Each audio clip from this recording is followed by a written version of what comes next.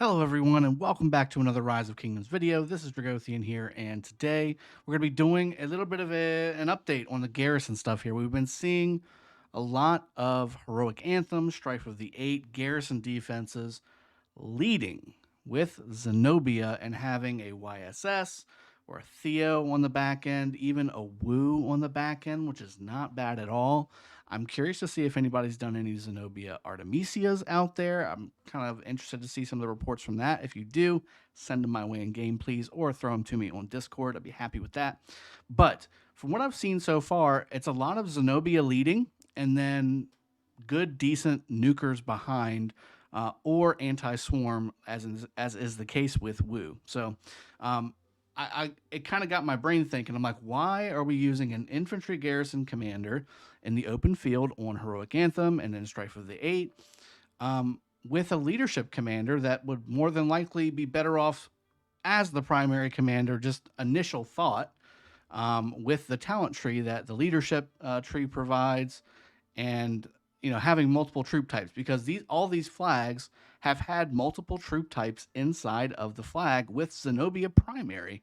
So I've just been really curious as to why that's been the case, because I never really had sat down and thought about that ahead of time. Well, after thinking about it, I wanted to put a video out and kind of go over my thought process, because in my previous stream, I was even commenting of, why is it not YSS Zenobia? That just makes no sense why you would have YSS second instead of primary. Well, there is a reason. There's an absolutely fantastic reason, and not one that I really had thought of off the top of my head, because I don't have Zenobia maxed yet.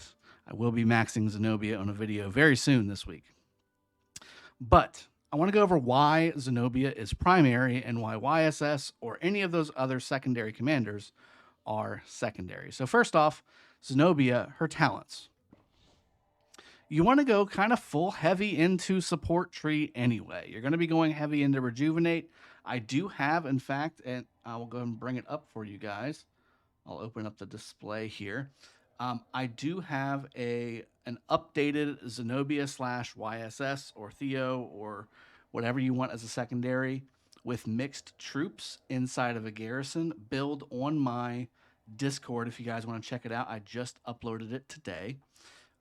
And what it is basically is really heavily utilizing the, let me see if I can I, okay, that's good. You can see it. Well, we're about to see it anyway. Let me hide this. All right. So this is the build. So you're really going to heavily utilize the support tree. You're going to go into the garrison tree here and pick out your impregnable. You're going to pick out your rage generating tools. You're going to get your skill damage reductions, both on the support and the garrison trees. You're going to go all the way down to emergency protection. Of course, you're going to get rejuvenate. You're also going to get the skill here that increases your attack whenever you're healed, because Zenobia heals like crazy. And then also in the infantry tree, you have generic stuff, with the exception of the spear skill here on the right. This is infantry getting extra damage to cav, but that's still really good. And you should still really have quite a bit of infantry in your flags, right?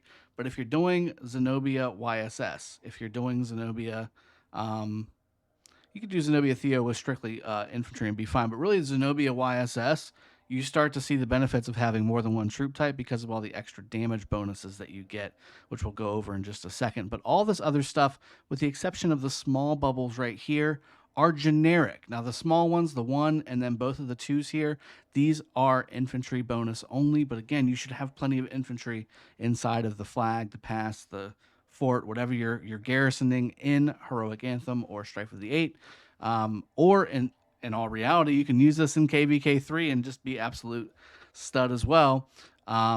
You can use this build to great effect, because you're going to get more normal attack damage, you're going to get more rage regeneration, and once you go below 50% of health, you're going to get a defense bonus with the Call of the Pack here as well.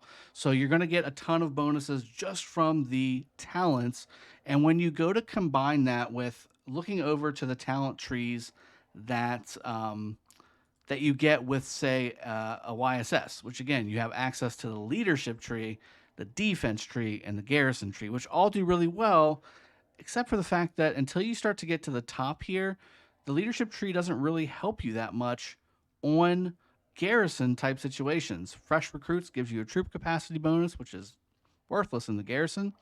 You've got extra bonuses here. These are really nice, little 1%, half percent stuff here.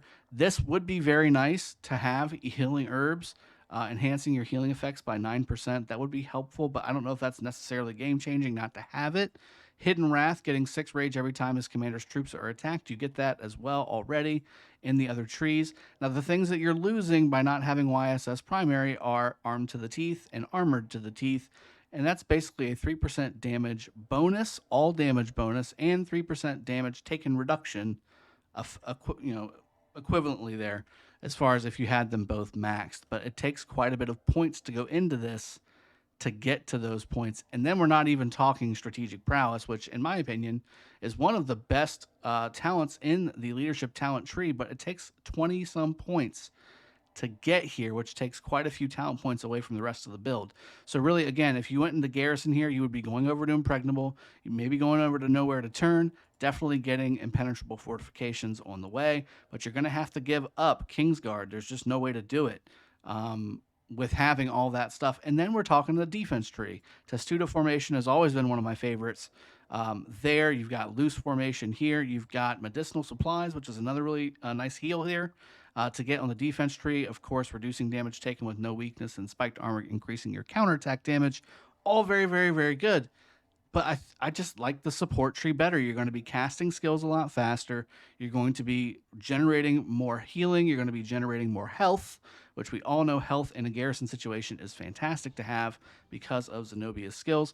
And again, you're going to be generating more damage output from YSS, putting out his boat of shame to everything around him. Very, very nice to have that going off as much as possible. And with Zenobia using her support tree, very nice to have. So let's exactly say why Zenobia primary really is the best way to go versus YSS primary. The talents, I think, told a little bit of the tale, but the skills really seal the deal. And really, it's because of the expertise. So when we look at the regular skill here, we've got the normal healing, right? You have your healing, and then it heals own troops on the next turn. You got 2 allied troops when your expertise, which is nice. And again, you heal yourself as well. But then the second part here, troops healed by this skill gain 50% increased health, which was 40% before expertise. But this is the kicker, and 30% increased damage for 2 seconds. So you're going to get, when this skill fires off, when the primary skill of Zenobia fires off, you're going to get all that stuff, right? Then you're going to get 1 turn of 30% extra normal and counterattack damage. Then you're going to get 30% extra normal and counterattack damage, and YSS's, or whoever your second commander is, their skill is going to fire off. That's where the bonus is at. That's basically the Charles skill inside of Zenobia. You have Charles's primary skill without the shield, but with the heal. Zenobia truly is a combination of Richard and Charles on her first skill when she is expertise. And that's really what makes her, in my opinion, absolutely devastating as a primary commander for city, for open field. This is what really makes her amazing. And then when you're talking about moving on top of all that, right, you've got normal attack damage bonuses and reductions. This is regardless of troop type. This is all very, very good.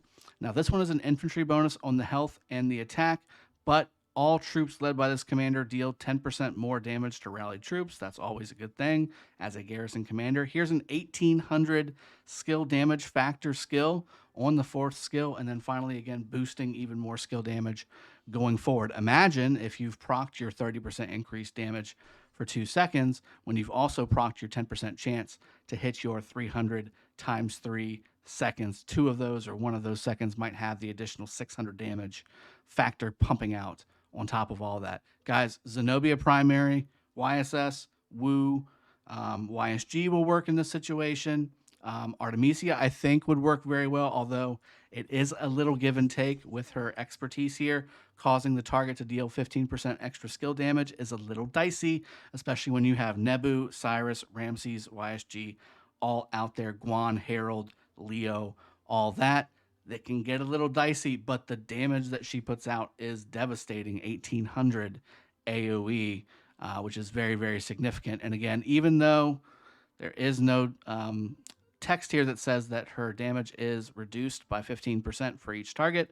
This is the case. She is actually reducing that by 15%. So if there's more targets than one, this is reduced, but still very, very good. One of the best AoE damages in the game.